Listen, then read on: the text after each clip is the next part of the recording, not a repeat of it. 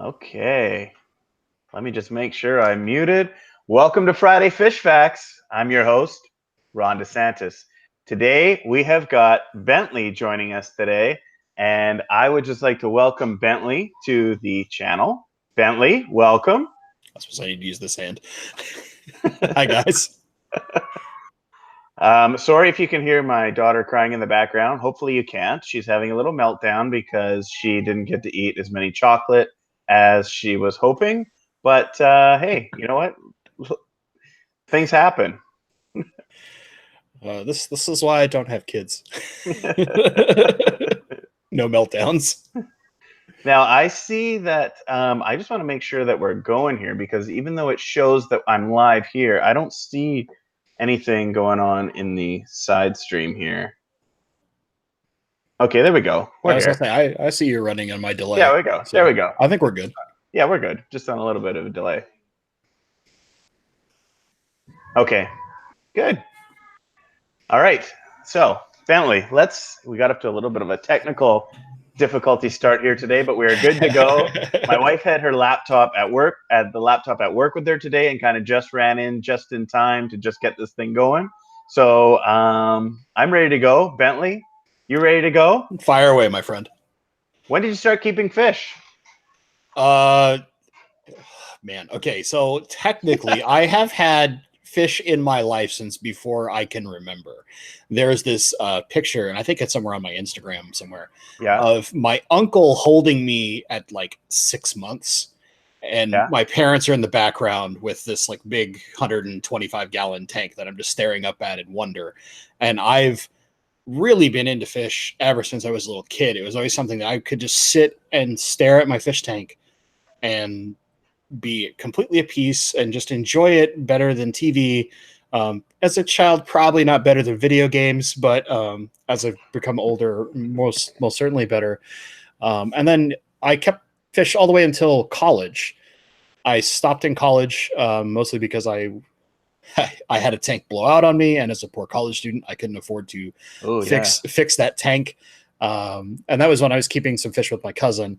And after that, I took a really long break because I was living in places where I just couldn't keep a fish tank. And when I finally bought my own house, I was randomly watching some stuff on YouTube, and so a video got suggested to me, which was from the Green Machine, which for the aquascapers out there, you definitely know Green Machine. And as the specific video is Continuity, which is this cool shallow tank with all this red rock and green plant work. It's absolutely beautiful tank. And I watched it, and then a day later, I'd watched like 3 years of their content and had found a couple other YouTubers. And from there, I was like, I need fish again. This is not a like I would like. It was I need fish again, and that started me like down the rabbit hole. So what was the first fish you ever had? It would probably have to be angelfish. So my great grandmother used to breed angelfish. Now, granted, only scalaries, because that was really all you could get back in like the 40s. Yeah. So wow, that's crazy. Fish have been in my family for a long time.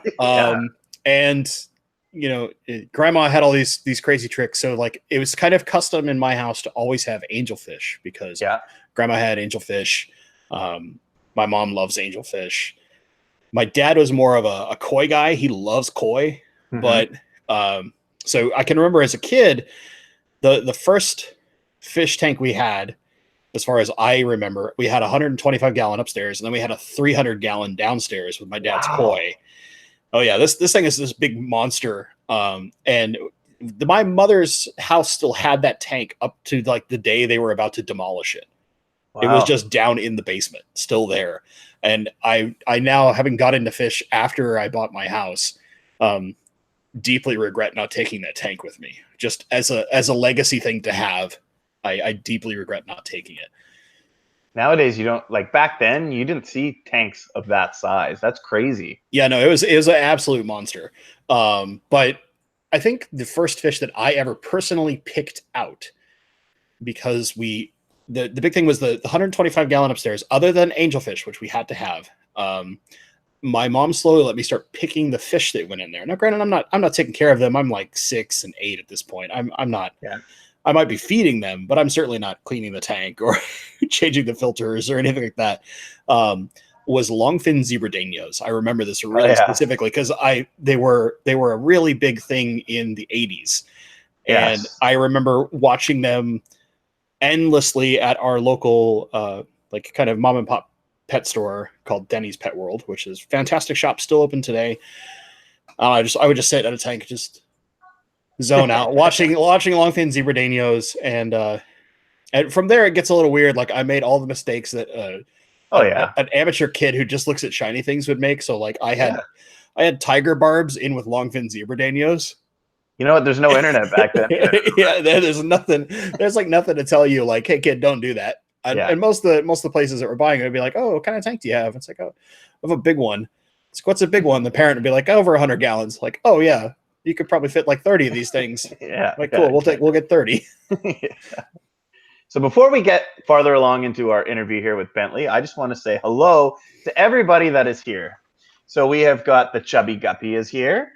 Thomas Barron, Jeff Griffin, One Fish, Two Fish ROC is here. Cameron Learning to Fish Keep is here. We've got Aqua Funk is in the house. Fancy Tail Guppies. Hugh over at Prolific Breed is here. We've got Keith Bordeley. We've got Mandy from My Hectic Life Pets. Terry Lindsay is here. He is excited to see Bentley tonight. Ooh. Dance Lee is here. K-Town Reefer is here. Mob Guppy. Rob93 is in the house. Rob had a great stream earlier tonight. We have got Gary's Aquatics is here. JC Aquatics. The Naked Reefer is here. Welcome, welcome.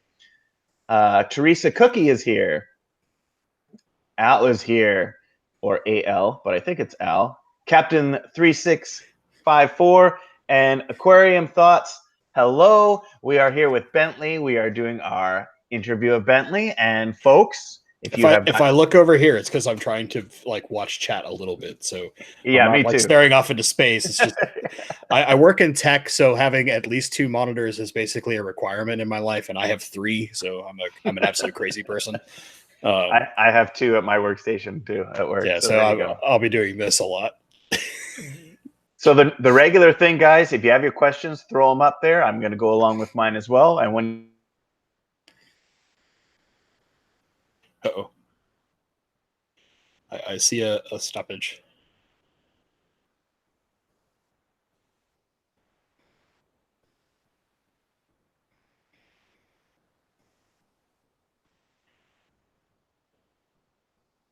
Uh-oh.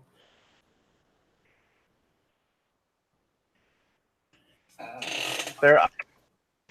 Okay, I'm back. Oh, you're back. There we are. Sorry about that, guys. I had a little bit of a internet in and out thing today, so I'm not sure. Yeah, I know. It's crazy. We're kind of having similar weather to you right now, so. Oh no. Wind and snow and all that fun stuff. Yeah, we're kind of just getting away from that, and this area has no clue how to deal with snow whatsoever. So we can get. I can remember multiple times where they were talking about how it was like Snowmageddon is coming, and we get a 1/4 inch of snow, and people didn't know how to drive in it. Yeah, it's crazy. Like I have a reasonable excuse. I drive a very high torque sports car, so it just spins circles in snow and slush. So I have an excuse, but most other people around here are just like, oh, it's snow, like 1/4 inches on the ground. Oh my God, life is coming to my end. It's like, it's not that bad, guys. Come on, just slow down. Let's get back into your YouTube channel for a second here. It started as a gaming channel. So what made you decide to switch over? Yeah, so let me background that, because the gaming side of my channel was actually only done to help some friends in kind of an online blog area. I've been a pretty prolific gamer for a long time, especially as I got older in MMORPGs.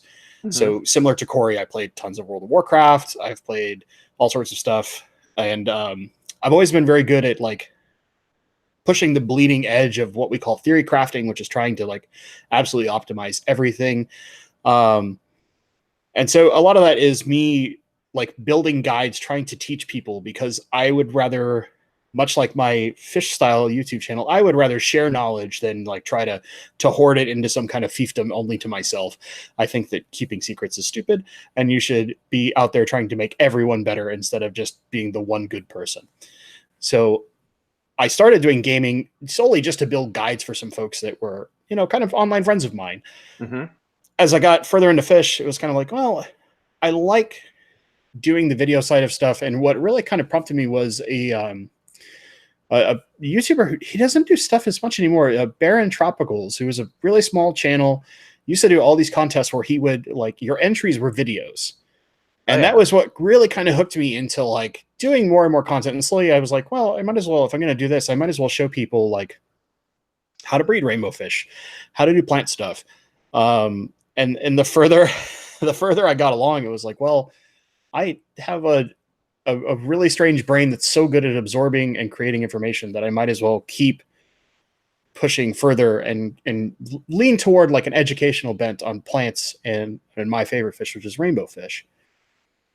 I think your first video that you did for fish was you're showing your 150-gallon community tank. That kind of started it for you. Yeah, and that was for that was specifically sent to Corey at Aquarium Co-op when they used to do the home show stuff, right? When they'd show all the viewer tanks. So I built that and I just put it up on my channel and then just shot like the raw video over to him as well. And it never ended up on his channel, which is kind of funny given that I go to his shop all the time. But yeah, I kind of started down that rabbit hole and I haven't looked back because I really enjoy it. There's a question in the chat here. Now you just mentioned going to Aquarium Co-op. Terry Lindsay is wondering, do you ever get up to British Columbia? When's the last time I was in Canada? 12 years ago, 13 years ago. So not really. Not often. However, Dean, Master Breeder Dean, keeps mentioning the shop that is up in Vancouver that I really want to go see. And I think that's it. Because the way that he sells it to me is like, if you go into the basement, think of any size Aqueon tank you've ever seen in your life. They have it in stock and not just one. And I was like, this cannot exist. He's like, no, I'm serious. I wouldn't lie to you. I'm like, okay, now I need to see this eventually. So it's just been one of those things where my schedule is so horrendous that it's really hard for me to go like, I can take an entire day to drive up to Canada and back. Yeah, for sure. And if I make that justification, my girlfriend is going to be screaming at me to drive down to Walla Walla to see her family as opposed to drive up to Canada. So it's this real tough game. Actually, you mentioned you had a post talking about your girlfriend here for a second. You had a post the other day about how your girlfriend made this nice thumbnail for you. It's funny that you mentioned that because my wife makes all the thumbnails for me.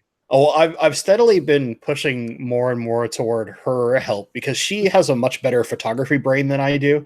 Yeah. So a lot of times, especially my last, I think like 4 or 5 videos, it's been, hey, honey, can we go? Here's the video I'm doing. Here's some ideas I have. Can you what would you do? Use your photographer brain and tell me what you would do. And then she'll take a bunch of shots and go do some minor edits. And eventually it's like, yeah, that's way better than anything I have in my camera roll. We're going to use that. And then I'll overlay text from there and then set that up. So how many tanks have you got going on right now, Bentley?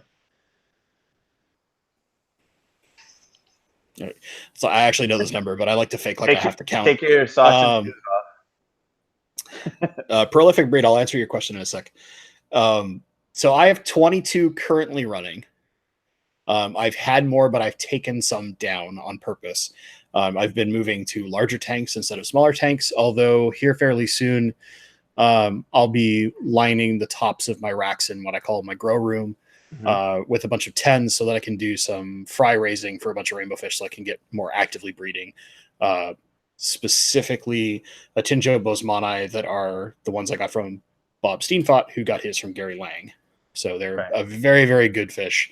And I need to get a lot of fry of those kind of pumped into the system.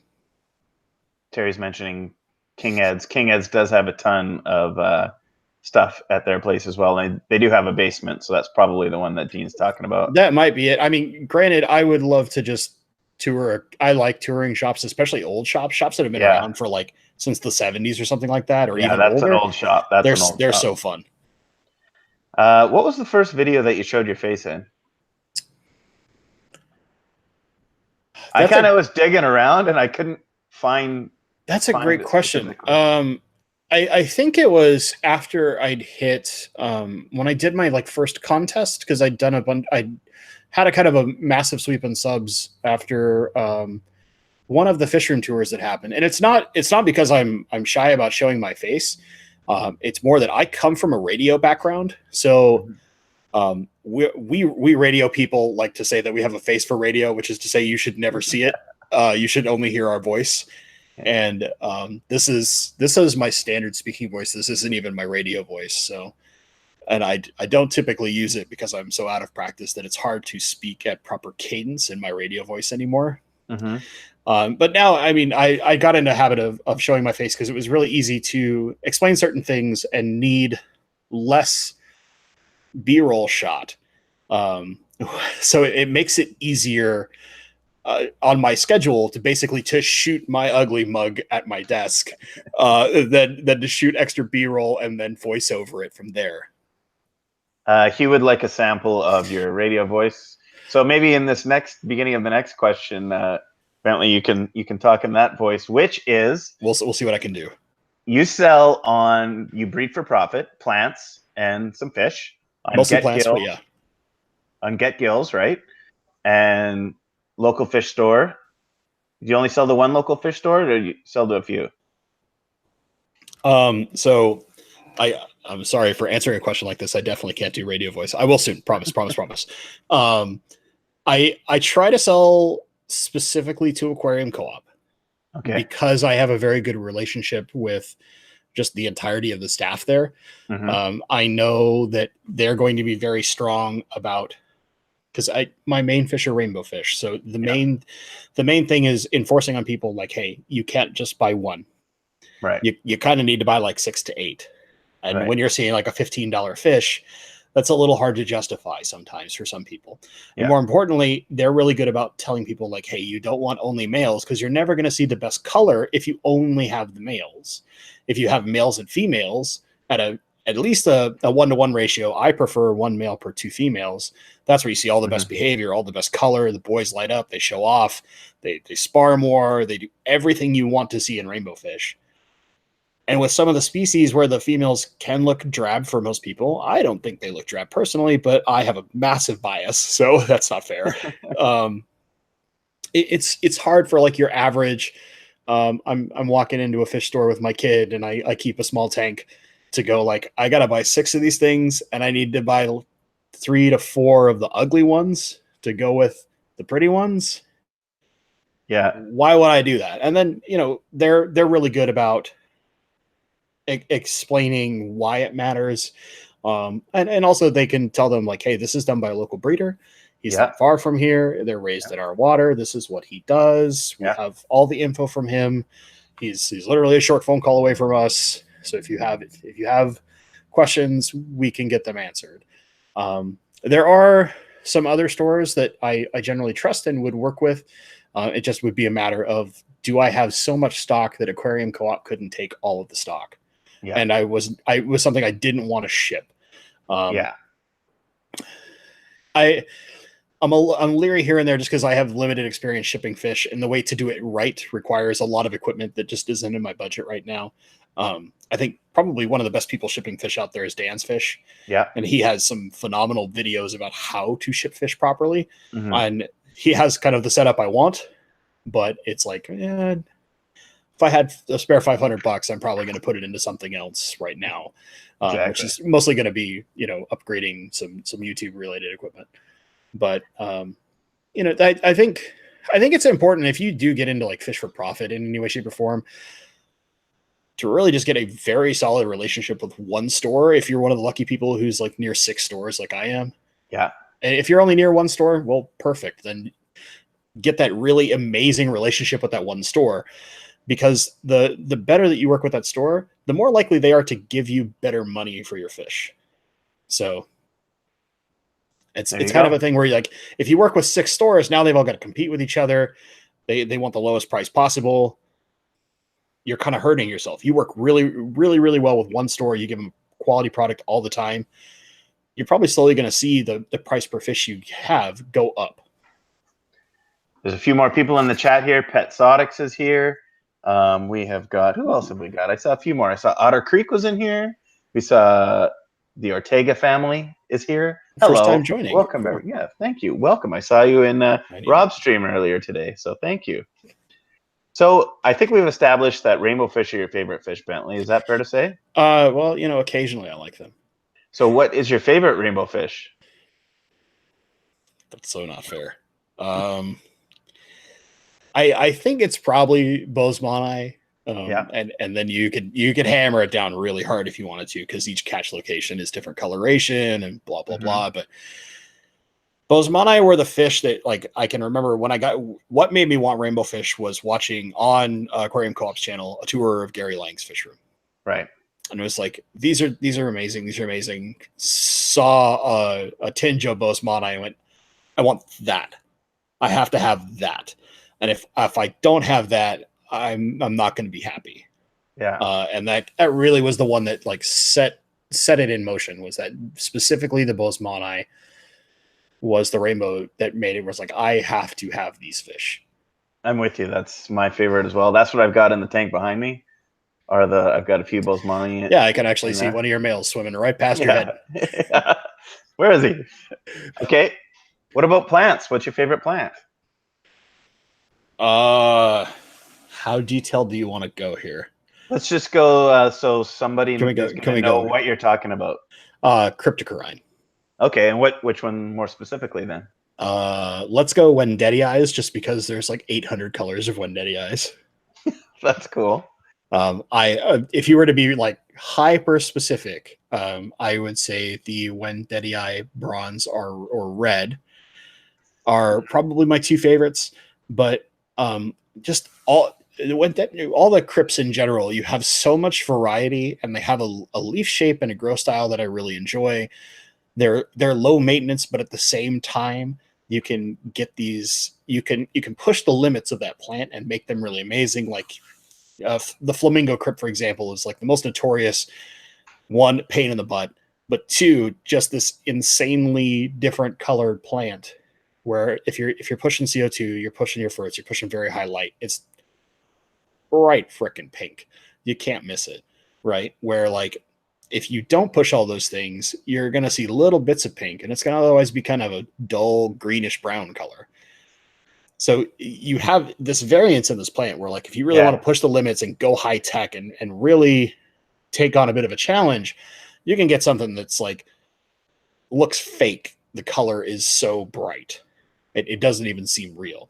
Where you could do, like, I barely have light up the tank. It's near a window that's 10 feet away, so it occasionally gets light. I just fill it full of other crypts, and they'll be fine. Like, this tank behind me is basically all crypts, except for one melon sword. And every time I look at it, I'm happy. Like, when it's really fleshed out, it looks great. And when the crypts are like, we're gonna dive back a little bit, it still looks good. Yeah. We've got a few more people in the chat here. Jackson K is here. Priscilla, D, Candy, David. Welcome, everybody. So, Bentley, let's say you want to get into, I mean, there's so many videos out there about, like, beginner plants, top beginner plants you should start with. What if you want to take that next step? You're not ready for CO2 yet, but you're going to put, you want kind of an intermediate plant. You've got heavy light. You're going to fertilize. You're going to do something with your substrate, put something in there like Eco Complete or something like that. What type of plants would you recommend then?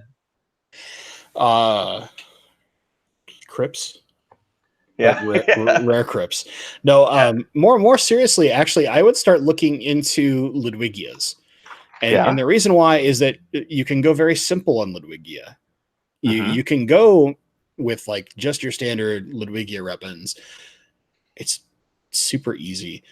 But as you start getting that higher light and that good fertilizer, you can start looking at some of the cooler ones like Ludwigia Atlantis. You can look at Arcuata or the Arcuata cross repens. You can eventually get into the really cool ones, which are all the inclinata variations like Pantanal, which Pantanal is probably, in my head, the coolest Ludwigia, period. Because it's got this really dense, small leaf structure. Down low, it's green, and as you go up, it gets yellow, and then it gets orange. Then it's very tip. It's bright red, and it opens and closes like a flower based on the amount of light it's getting throughout the day. Cool. It is such a crazy cool plant.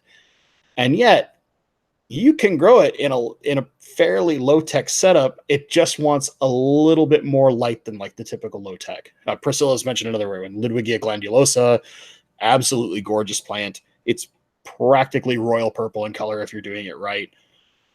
There's so much room in Ludwigia, which is crazy because like most of these plants, there's lots and lots of room. From the very basic versions to the really high, except maybe kind of rotalas, because the only basic rotala is like meh, who cares? Yeah. It's just they always call it indica, but it's not real rotala indica. It's just rotala rotundifolia. But you know, like even pogostemons have lots of ones that require more high-tech setups in order to do them right. Like Pogostemon Kimberly is a fairly rare Pogostemon. And if you do it right, the undersides are dark purple. And the stem becomes dark purple. And it's super cool. You could also look at like, there's another great one to be like Pogostemon Heidelberg, which is this, if you were to take Stellata or Octopus and shrink it down so that it only got like this big around. Yeah. And make it super bright green, but the underside of the leaf, it was like this almost like crystallized white looking color. Incredibly hard to find Pogostemon. I've had it for a while. And I think eventually sold off all that I had to try some other plants.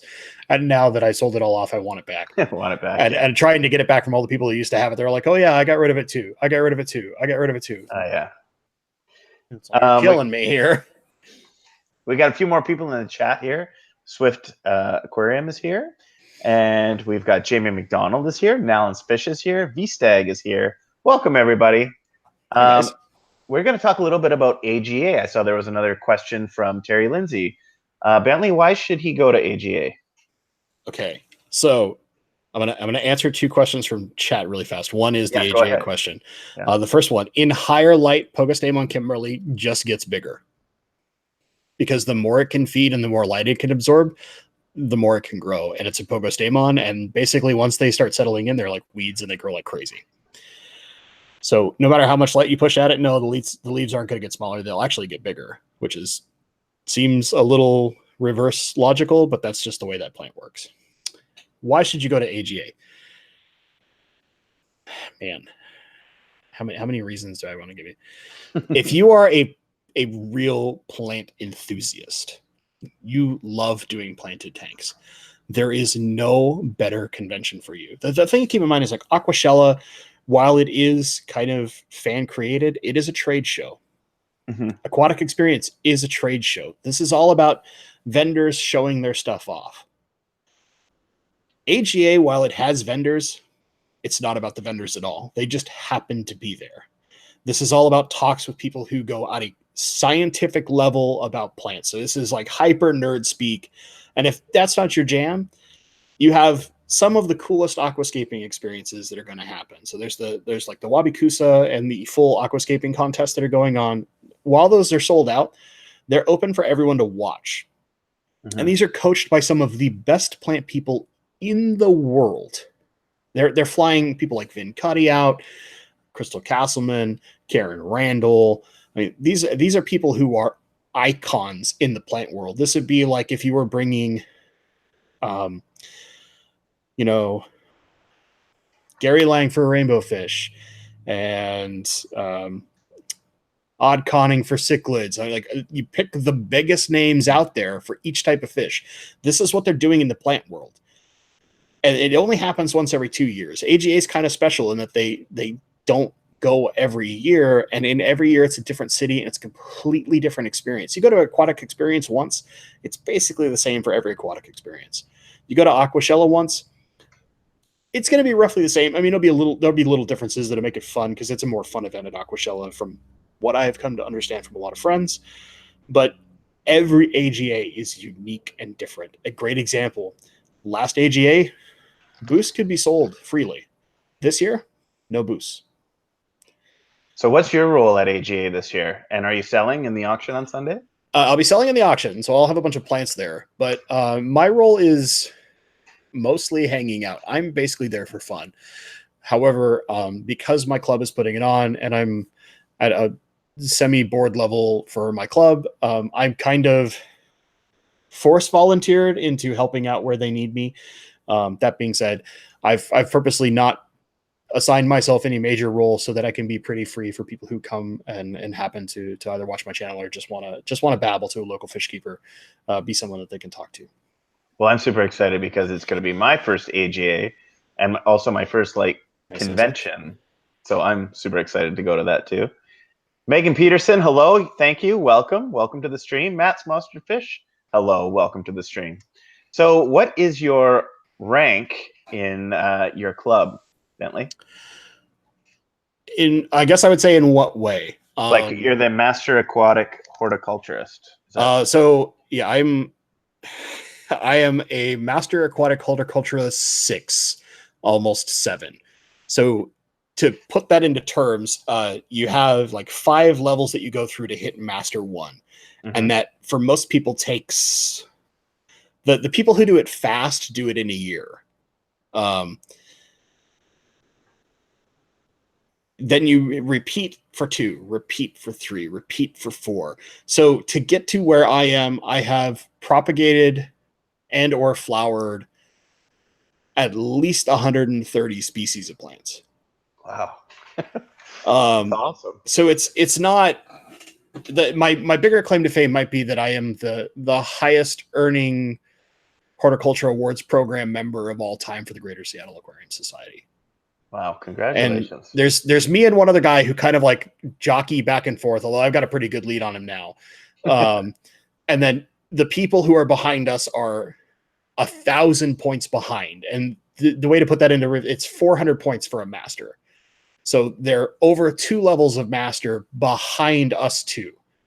And we're the plant hyper nerds of the club. So what is actually, let's get to one of the questions in the chat. Priscilla had one. Sure. What's your favorite moss? So there's this really rare moss that I don't even think it should be qualified as a moss just looking at the way it grows, called umbrella moss. And It looks more like, if you've ever seen Tanina fluviatilis, it is a 4-leafed plant that makes a kind of umbrella shape, which is why they call it umbrella moss. It doesn't look or grow in the way that standard moss does, but it is technically a moss. Now, if I go to more simple mosses, I love Physidens fontanus. I think the way that it looks kind of like a fern. It looks like really small, low-level ferns.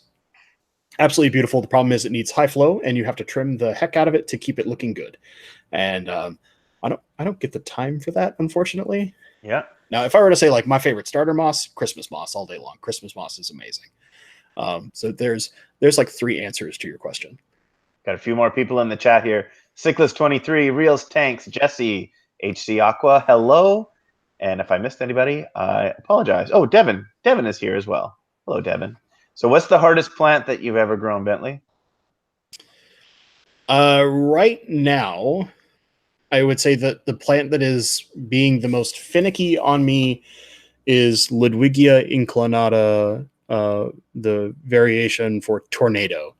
So it's commonly just called Ludwigia tornado, but it's an inclinata species. It has this super fine curly leaf. It's actually even finer than Pogostemon erectus. It needs extremely high light. It likes a lot of CO2, and I prefer doing kind of low and slow on my CO2. So I'm naturally fighting this plant in the first place.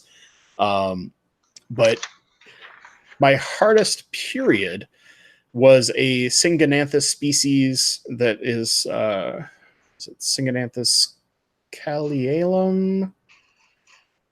I have to basically, it's one of these ones where I got it from a friend who's a hyper rare plant collector. And he was basically like, yeah, you can look this up on the internet and you will find nothing about it. Cool. That's cool. So it was collected once. The collection site got destroyed shortly after these people went and collected there by, I think it was people who planted a palm farm. So yay for palm oil. And so now the few people that have it, most of them grow it immersed. I was trying to grow it submerged because apparently, from talking to my friend, basically only one person in the world had successfully grown it submerged. Yeah. I had it going for a while, and the second that a little bit of Syngonanthus belem grew over it and started to shade it, it died within 2 days. It is so finicky that if it doesn't get perfect light all the time, it just goes away. And I had a small stem, and my friend still has like, I think 30 or 40 of them, and was like, I'll get you some more later. And we just haven't been able to talk for I think like 6 months now. We've got another question in the stream here. Sure. Sorry, I don't know the name here. I've got HDJC86. Says, what is the fuzzy olive green algae? Not hair algae. It choked out his or her Monte Carlo.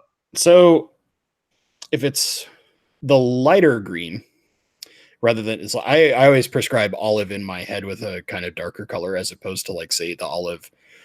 Some people use like more of an olive drab where it's a little lighter. Right. If it's lighter and when you see it in the water, it's very wavy in the way that it moves. It's not short and bushy. That is just another type of hair algae.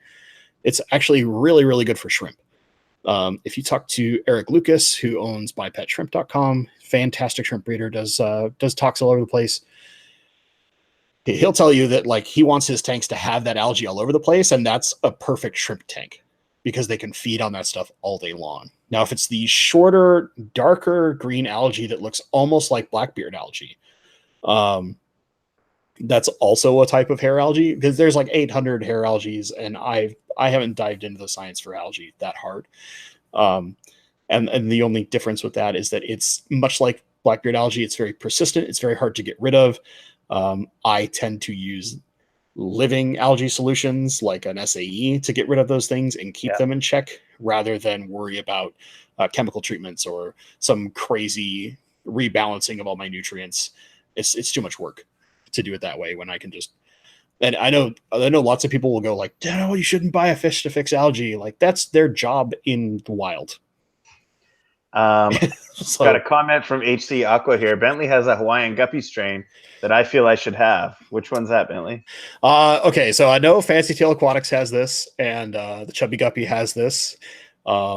This is the Blue Hawaiian Moscow Guppy. So this was originally created by Luke Roebuck, who has sadly passed away. He is a almost legendary guppy keeper in his own right, IFGA judge, so International Fancy Guppy Association, well-renowned breeder with IFGA, lots of competition, several championship lines, blah, blah, blah, blah, blah, all the decorations you could ever want if you're a hyper guppy nerd. And what they did is they took a blue Moscow and a strain of fish that were bred out in Hawaii and crossed them to get like what is probably the most brilliant cobalt blue guppy you're ever going to see in your life. Like you look at a standard blue Moscow, most of them are either kind of a faded, look more like they're kind of a blackish inky color, or they're very light, more sky blue. These are like cobalt blue glass, but when they move in the water, you'll see little shimmers of green in their tail and kind of aqua in the body, and they're just an incredible fish. And sadly, like that, as soon as Mr. Roebuck died, that line seemed to practically disappear. I got very, very lucky. I had been searching for them for about 2 years. I found some online. I bought them with just out ever hesitating. They got to me. I lost the entire colony in a little over a week. No. Yeah. And it was definitely not my parameters, because that same tank is full of rainbow fish that just didn't care. Right. Go about 6 months down the line after being heartbroken and having like a solo male survive. Yeah. And it's just, and he's the absolute perfect archetype, perfect color, everything. And he's just kind of off on his lonesome. And I didn't want to crossbreed him because I was pretty sure it would just mess the genetics up. I see this post on a small forum that's for Washington fish keepers of a gal named Leanne, who is in her 60s. I think she's 68 now, needs double hip and double knee replacement and can no longer take care of her fish. And so I'm a big softie at heart, especially back then. I was a real big softie. And I gave her a call and was like, "Oh, you said you have these blue guppies." She's like, "Oh yeah, they're blue Hawaiian Moscows that came from Luke Roebuck." And I about felt my heart leap out of my chest. I was like, this can't be. this can't be. And so I start talking to her, and she's like, oh no, yeah, I bought a trio from him. And then a couple of years later, I bought another trio to diversify the genetics. I've been keeping them for years. I absolutely love them. They're my babies, but I know that I can't properly take care of them, and I don't want to make my son take care of them, even though he's been so helpful. So I'm just looking for someone to adopt them. So we talked for, I think, 45 minutes to an hour on the phone. And she decided that I was the best person for those fish to go to. Yeah. And I gave her some money for them. And it was not free. And she lives like 2.5 hours north of me. So it was a bit of a haul, but yeah. She's absolutely wonderful. I absolutely love Leanne. And apparently Thomas Barron, you know Leanne, so you know how wonderful she is. And I still keep in relative touch with her. She like watches my YouTube channel, which I now know that it's been a little too long since I've shown the guppies on the channel, which means I definitely have to put them back on just for her, because that's kind of a self-made promise that I've done with myself. It's like, I have to show them every so often just for Leanne. My son, it's funny. My son was watching one of your old guppy videos today, actually. Oh, cool. Yeah, they're the only guppy I keep now. For a while, I was keeping the albino koi guppies, which some people call the rummy nose. I've seen them at Aquarium Co-op. Such a fragile fish, but they're also like ruthless. Like the second they have babies, moms spin around and just start going to town on them. They're ruthless fish. It's like, yeah, all right, I bred them once. I got my breeder award program points for them. I think I'm going to sell the last ones I have and just stick to my blue ones. I love those. We've got a question from Chris Weber, who is Palmer Aquatics. What are your goals in YouTube, Bentley? Man. So unlike a lot of people, I don't want to make YouTube a career. Mm-hmm. I mean, it certainly would be nice, don't get me wrong, but I think that's a very hard to do thing in the fish world. There's only so much room, but I would rather just spread as much knowledge as I possibly can. I think that there are not enough people educating about plants out there as there should be. Like, there are plenty of channels that focus on plants, but usually it's because they have a business selling plants and they want to sell you plants. Right. I take the opposite approach. As much as I would love to sell you plants, I only have so much time to ship things. And so I sell kind of sparingly, but I have all the time in the world to teach you about plants and to teach you how to do the exact same things I do so that you can sell plants. And I would be happy to do so, because I think that more and more that people should look at plants as not just the nice decoration or the filtration or the benefits of the fish, but I think it is easier to make money selling plants than it ever is doing fish, because fish take much more work than plants. You can harvest plants significantly faster than you ever can a fish. You can keep the same stock.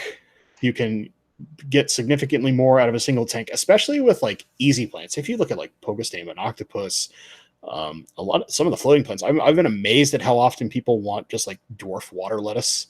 Yeah. And whether it's because I want it, I'm breeding bettas. I have like 400 bettas and I need something for the fry to hide in. Or I have koi. I want them to eat it.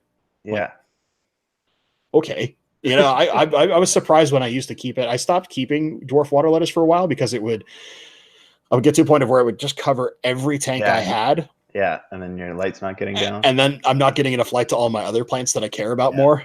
Yeah. So I finally like sold the last of it to a friend who I have a kind of repeat customer who comes by once every couple months and just buys all my easy plants to feed to her goldfish. And I was just like, how much of this do you want? She's like, well, how much will you give me? And I was like, I'll give you like a gallon bag full for like $10. Just like, okay.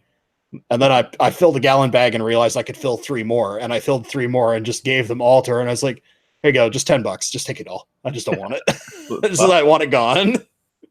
I've got kind of a big question here for you, but we've got, can you describe / break down how much light Ron would need in his 220 gallon in order to go pretty much any of the best / high intensity light? Maybe tell us about CO2 and a good system for that. It's kind of a big question. Ooh, that's a large question. So you've got it's a standard glass 210, right? 220, yeah. Or 220, sorry. Yeah. 220. So if you want to do anything, what I would really start looking at, as much as I love the Fluval 3.0, and I have a video coming out Saturday that explains why I think it's the best light, period. Yeah. Spoiler that it's the best. For your money, it's the best you can get right now. Yeah. I would actually start looking at SB Reef freshwater lights, because they have the most insane color spectrum and PAR you can get. They're just ridiculously powerful lights. The problem is they have a fairly narrow light path. So like the Fluval 3.0 has a 120 degree light path.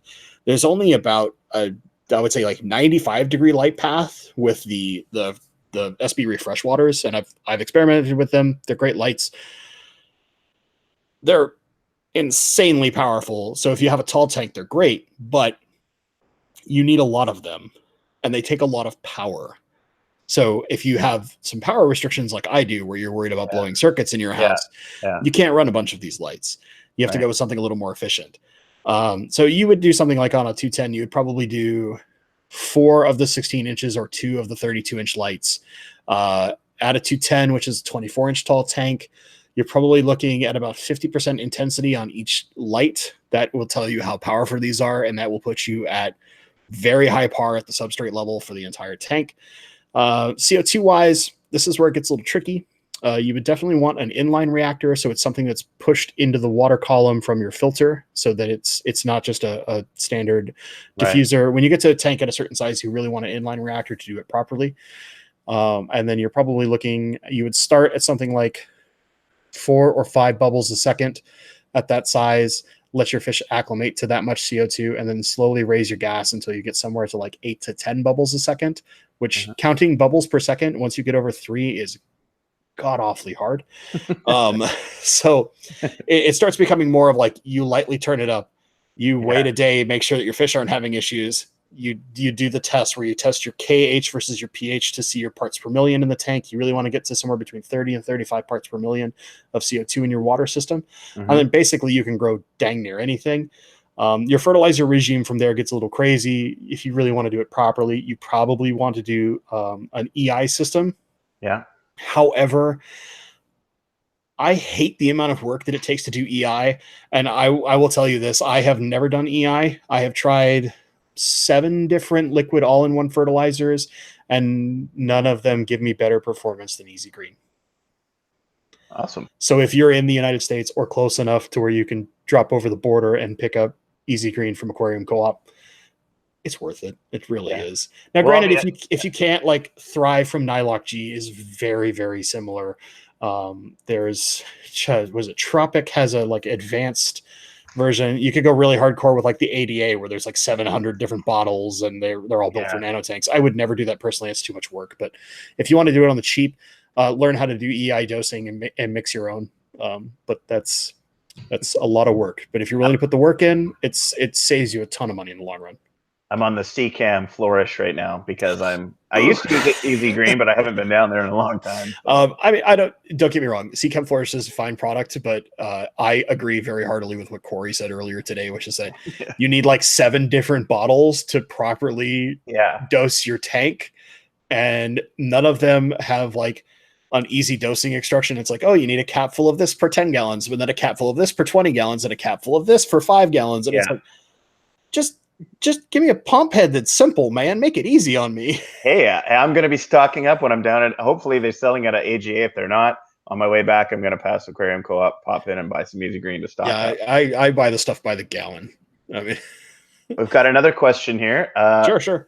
When is it time to replace a regulator? Changed out the bubble counter and needle valve, but the drop checker doesn't turn every day without fiddling with it. Interesting. I would say it depends on the regulator.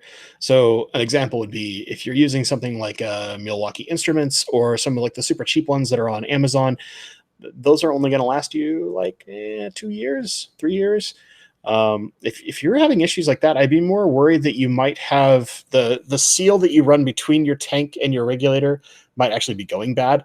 And that's a simple replacement. They're like a 10-cent thing that you can buy at any brewery shop, or most welding supply stores also carry those seals. If you go like me and you're an absolute madman and you buy like a GLA, so Greenleaf Aquariums regulator, and you spend way too much money on a regulator, they basically are bulletproof and they last for freaking ever. CO2 Art makes a really nice regulator that lasts quite a long while. I would look into the seals first. And it might be that like it's not a solenoid issue at that point, where you have to adjust your bubble. I mean, in theory, maybe your needle valve is slowly starting to go, or some of the seals around the needle valve. Technically, all of those parts can be pulled apart and fixed. It's something far more technical and or small than I ever want to do, because that's just not my jam. I have hands that are not built for that kind of small work, but you can do it. So it's kind of it depends on what regulator you bought. If it's one of the really nice regulators, I would be calling that company, because most of them have fairly long warranties and have pretty good customer service. If it's something like a Milwaukee Instruments, or like one of the, there's like 800 different companies that make something on Amazon that's all the exact same regulator made in China that costs like between $40 and $55. Those don't last as long, but they're a great cheap intro into CO2. Kevin Rosenberg, hello. Melvin from Phoenix Aquatic 4'11" Legacy, hello. Lisa's Fishbowl, Love that hello. Yeah. Bentley, are you ever gonna get zebra plecos again? Oh, my heart. Sorry for bringing it up. The goal is to eventually get zebra plecos again, but in order to do it right, I kind of have to buy somewhere between 10 and 15. And that's not a small purchase. Yeah. And if I'm going to spend that much money, honestly, like the first thing I'm going to look at is probably either a very, very large tank for my garage, or B, upgrading my camera equipment to give just better quality to YouTube for folks, so I can educate even better than I do currently. Eventually, yes, I want to do them again. I would love to. I am hoping that Dean has some success. We've seen 2 captured in a cave. So that gives us some hope. But zebra plecos are they're such a cool thing to have. And when you get to see their little like black and white tails wiggling out of the cave and stuff, or more importantly, if you like sneak in the middle of the night and like watch them, and because you let your night vision adjust just right to watch them like out fishing for bloodworms after you've fed them, it's super fun. But at the same time, when you're like, yeah, I need to spend like $2,500, $3,000 to do this right, like, And I before next question, there was a question in chat, because we battled about lights, asking me if I have opinion on Beamsworks lights. Yes. So I'll answer that very simply. My 150 community and my 90 gallon both have Beamsworks lights on them. There is a Beamsworks light sitting over where I grow all my rainbow fry out. They're run on Beamsworks. I think they're a great cheap light.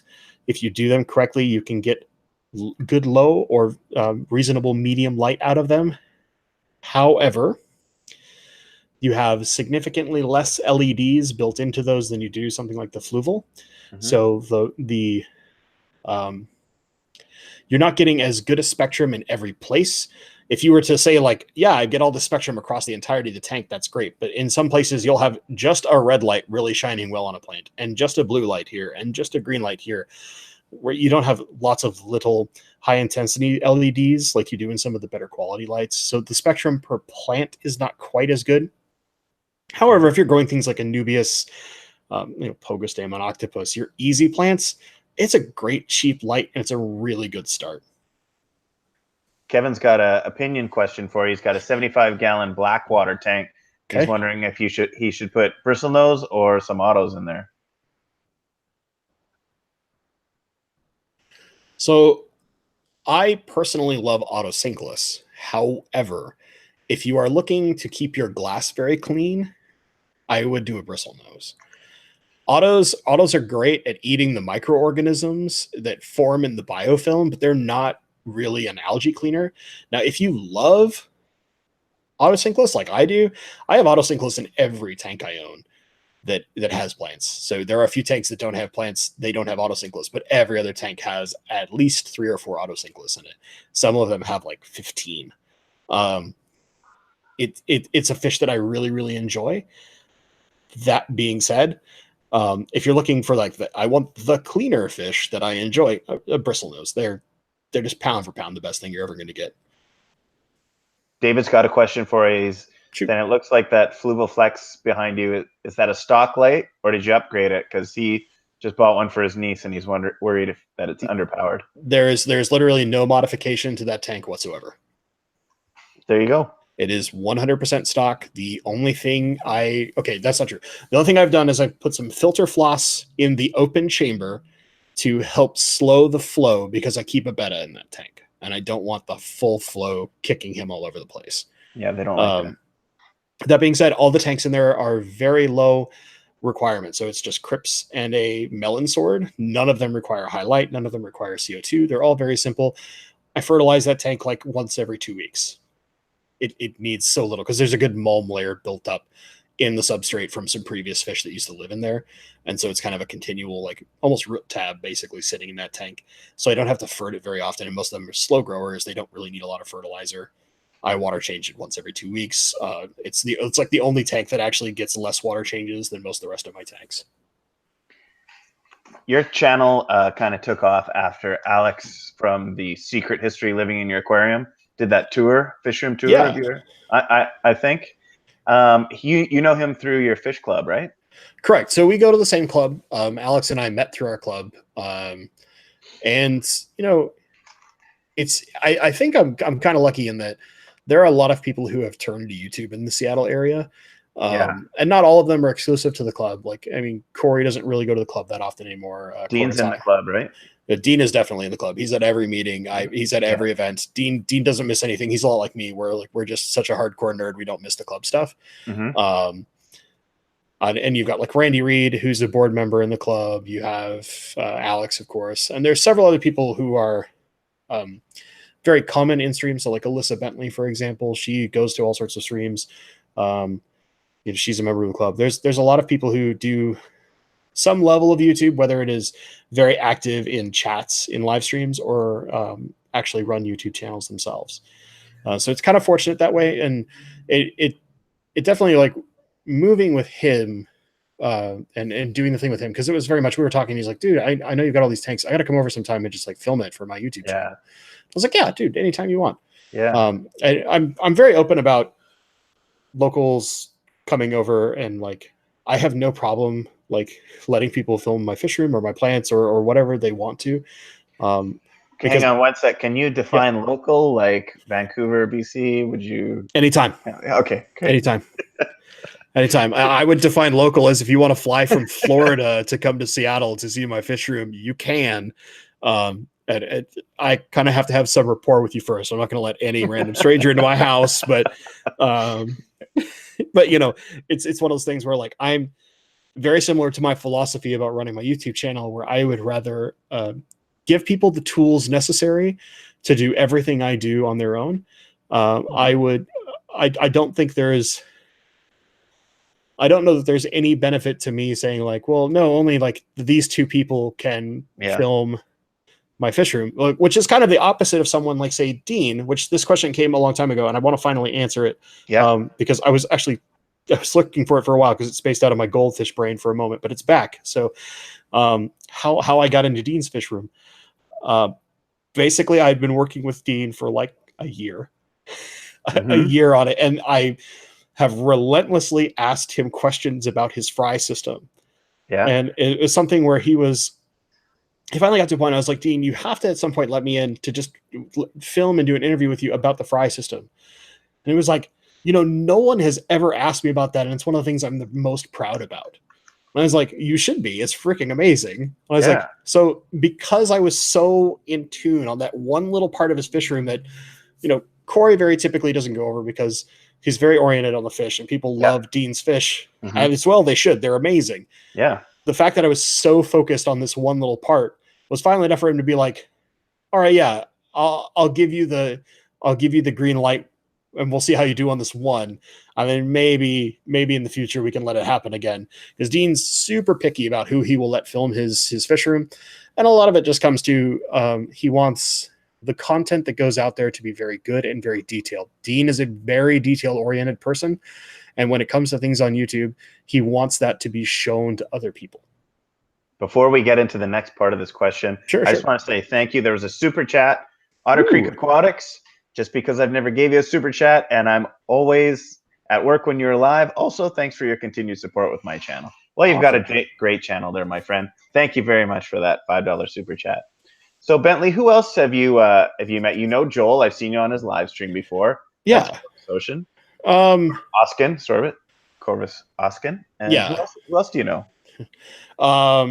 Well, people that I've met, I don't know that know is the right word. So examples would be like Flip Aquatics. I've met Rob when he came out here. Yeah. Mike from Aqua Pros, who, you know, these guys, if they seem like they're nice on camera, it's because they're nice guys. That's why. There are some people, I won't name names, but there are some people who are very different in person than they are on camera.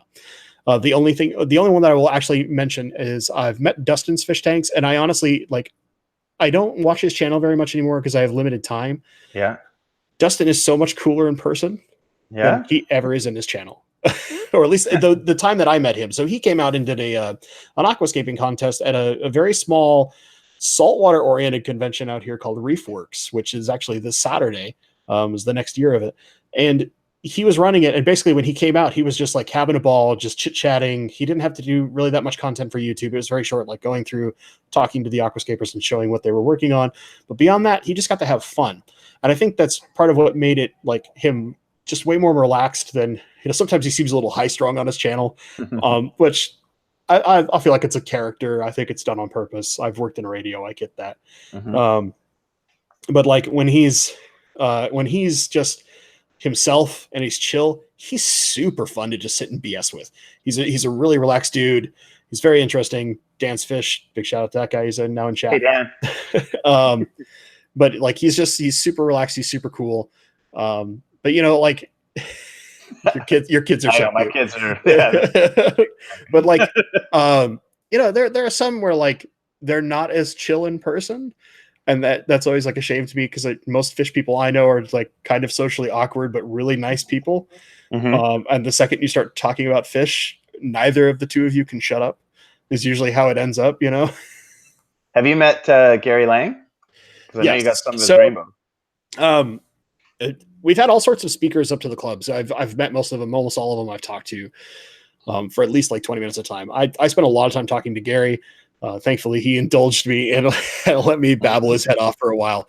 But he's one of the more interesting people out there in that he's very no nonsense when it comes to answering questions, or if you know, there's some great examples of where, like, you know, you've got his things like Gary don't carry and things like that, where he's very straight and to the point, very straight shooting kind of guy. And he can seem curt, but it's mostly because he's been doing this for so long and he gets like the same question 1,000 times. Yeah. He just has gotten to the point of where he just answers it as directly as possible. And it's kind of like a sledgehammer to the wall most of the time, but at the same time, it's the exact information you actually need. It just comes very blunt, and that can be hard for some people to process. Thankfully, me in the work world, I really appreciate very blunt people. So when talking to someone like him, it's just like it's very refreshing. It's like, oh, no political nonsense, no dancing around the subject. I'm just getting punched right in the face with exactly what I want. This is great. I've got another question here about substrate, Bentley. Okay. What would you want to add to it? Would it be like eco-complete? Would it be like fluval stratum? What would you add? So, using like your tank as the example that we were doing before? Or any tank. Any tank. I think my simplest mix that I like is 1 bag fluval stratum to 1 bag eco-complete. Okay. And then you just fill to however much substrate you feel you need at that ratio. And there's a couple reasons why. So the fluval stratum is a baked clay product. So it's going to have a higher CEC capacity, which is basically the cation exchange. It's how well it pulls nutrients into the substrate for roots to feed.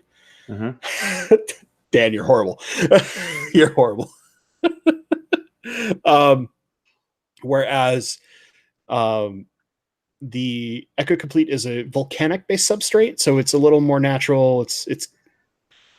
It's got an interesting texture to it, as strange as that might be to sound. I think it grips plants a little better in some cases than the small clay balls of fluval stratum.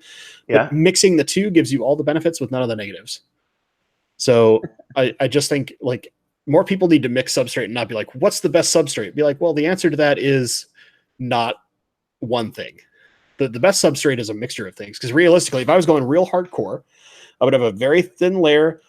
But this is because I have very soft water. Keep this in mind. I have very soft water here in Seattle. We have a TDS out of the tap of about 32. There's like nothing in my water. Mm-hmm. I would do a very, very thin amount of marillonite clay. Some people know that as bentonite clay instead. It's basically a very slow dissolving calcium-based clay. Over that, I would do a very thin layer of the very small, usually find them in hydroponics, like pumice stones, just to give some spacing. Mm-hmm. Then over the top of that, I'm going to mix fluval stratum and echo complete. Yeah.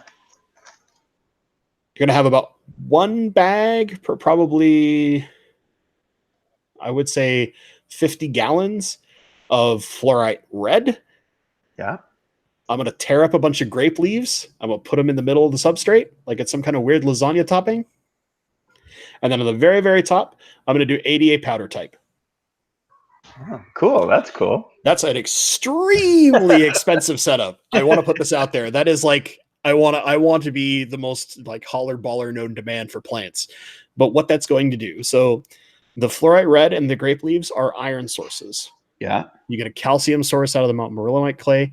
You have a mixture of baked clay products and volcanic things. So you have things that will create good spacing that aren't going to get compacted very easily, but at the same time will pull lots of nutrients into the substrate for root feeders. Mm-hmm.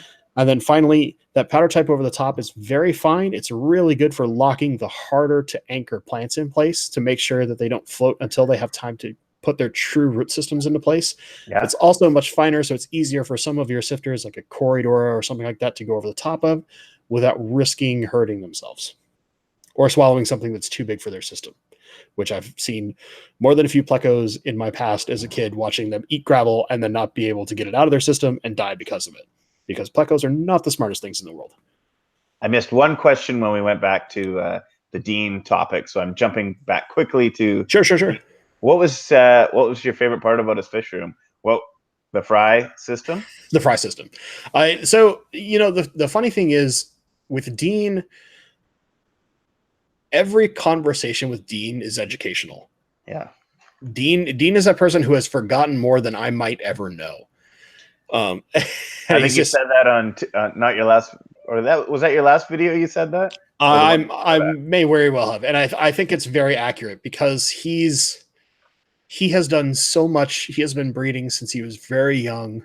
And like he tells stories of like he was bicycling as a kid to deliver fish to local fish stores or to full out distributors. He used to breed for distributors. That's how good this man is at stuff. And then he was doing that as a young person, not in his current age, when he was young.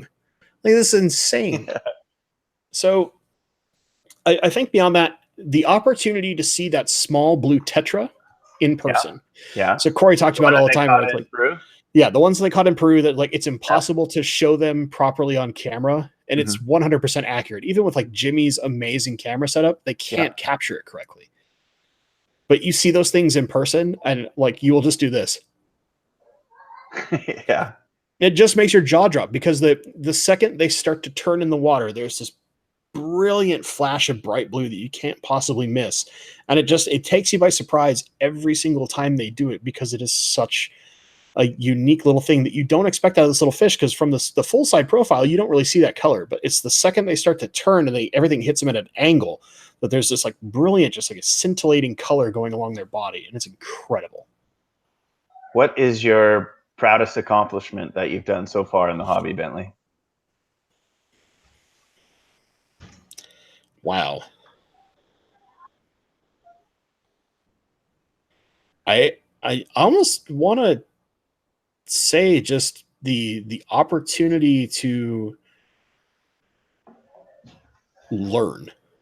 As strange as that might sound, like I'm the opportunity to learn from a lot of people who are very reclusive and would normally never teach. So like the grape leaf trick that I learned came from a guy who like he will never appear on camera. I've struggled to get him to agree to me to like just voice over something. They'll never know who you are. They'll never see you. I'll just refer to you as my crypt nerd friend. And he's like, no, I'm too shy. I'm too shy. I'm too shy. I'm like, I will mask your voice if I have to. Like you're on one of those shows worried about a killer coming after you. It's like, I can't. I'm like, all right, man. But it's an opportunity to learn from those people and then being able to then spread those. It doesn't matter whether that affects one person or affects 10,000 people.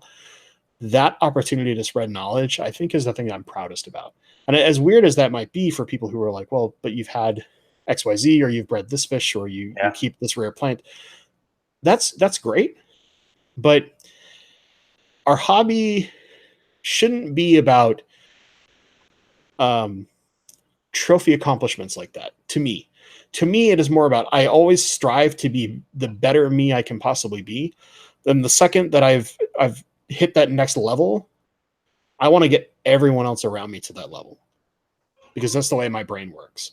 I would rather see 1,000 people be master aquatic horticulturalist than for me to be master aquatic horticulturalist 1,000, if that makes sense.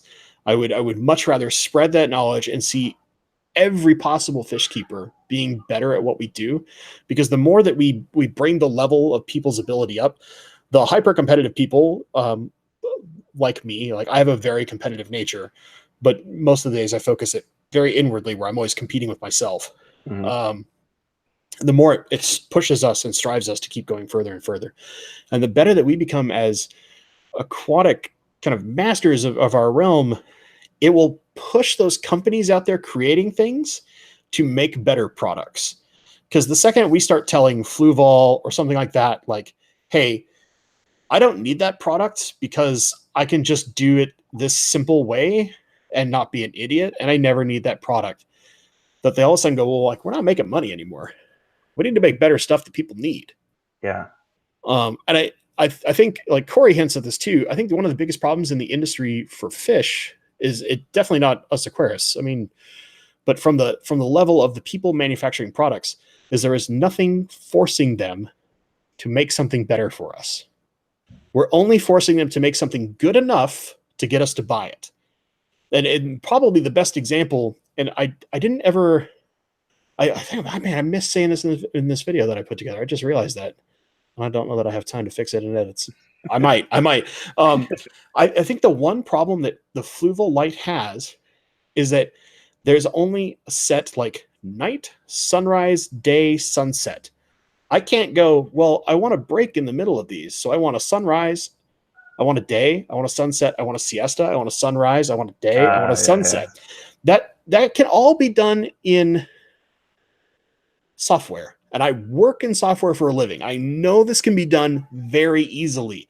And it takes almost no work at the software level to make the hardware do this. Because if the hardware is already doing it on a single cycle, it could do it on 1,000 cycles. But it's not there. And it's because Fluval, I think very intentionally, has looked and said, well, for the 4.0 light, we can introduce that feature. Yeah. It's like, BS, do it in software. Make a product so good that there is no reason for me to ever look at any other product out there.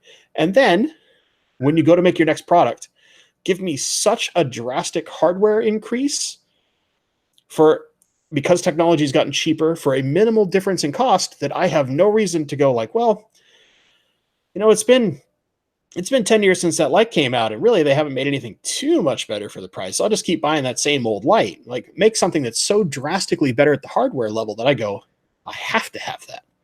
Not I want that. I have to have that. The second that companies in the fish world start doing that, approach things from a like almost software engineering role, this hobby will get better for the people who are beginning. I think for the experts, it will just allow us to do crazier and crazier things. But at the beginner level, it will help those people who struggle the most do far better. Ladies and gentlemen, if you have not subscribed to Bentley's channel, please subscribe to his channel. I can't even tell you how much you're going to learn. You are going to learn a ton. A great guy, a ton of knowledge, a great communicator. Bentley, I've loved having you on, man. Thanks, man. I mean, we're a little over time, but I think it's well worth it. So. I'm like you. I'm here to meet people in the hobby as well. That's why I like doing these weekly interviews, because this is my favorite part of YouTube, is getting to know people like you and other people out there. And it's just fun hanging out. And this is like, with modern day technology, it's like I've met you, and it's awesome. So thank you so much for coming on. Before we go, one thing that I will say, if for some reason it's one of the folks who is subscribed to my channel, but you're not subscribed to Ron, let me just say that he's one of my favorites because of the way that he does his interview format. We don't have Real Fish Talk anymore, which is kind of a shame. Yeah. But we definitely have you once a week, always working with someone different, always really cool, always very enjoyable. I think I kind of like binge watch because, like I said, my time is really weird. So like I will watch your channel, I will go back and I'll watch like 4 or 5 interviews all get rammed in like a week. And then I'll have a little break just because it's like, oh, now I got to ram this channel's content in that I've missed or something like that. However, because it was a promise, I will sign off my personal way, where I used to work, which is this 98.9 Smooth Jazz, KWJZ, Seattle. Oh, what a perfect sign off. There's your radio voice. Thank you, everyone, for watching. Thank you for the moderators. Thank you for the super chat. Thank you very much, Bentley. And remember, stay awesome, everybody. Stay awesome, guys.